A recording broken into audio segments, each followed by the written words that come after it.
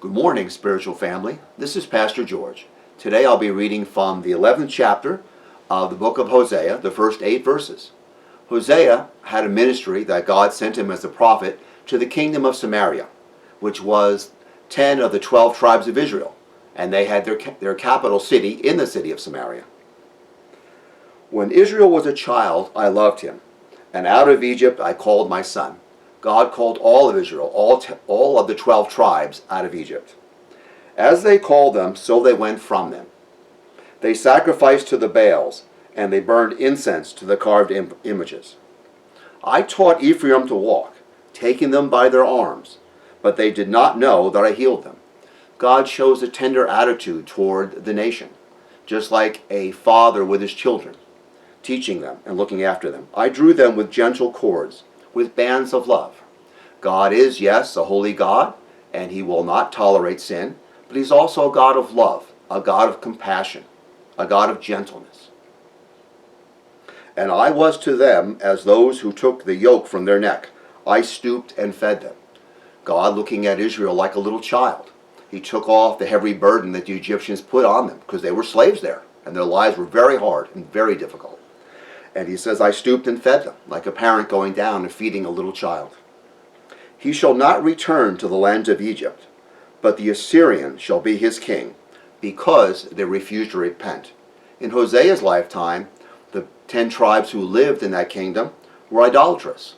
They wouldn't go down and worship God at the temple he had in Jerusalem. They wound up worshiping 2 golden calves that they had set up in different places.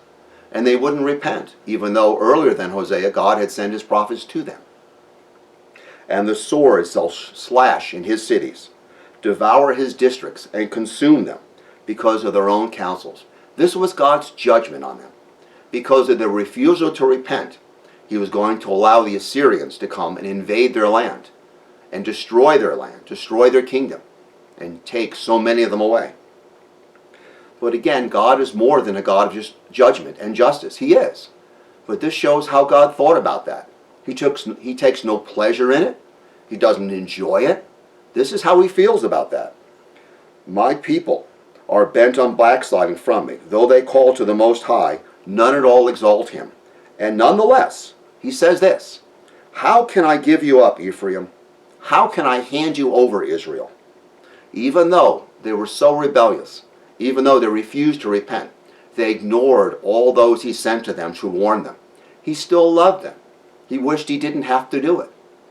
How can I make you like Admah or Zeboim? My heart churns within me.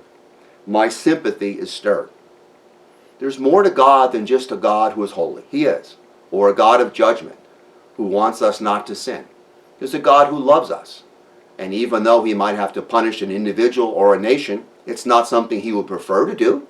He would rather that that individual or that nation repented. But if it must come to that, even though he does tenderly love them, he will do what he needs to do. So this is something for you to think about. You know, in our lives, that nation of Samaria was long ago and far away, but God is still God. He's still a holy God, and he still loves us.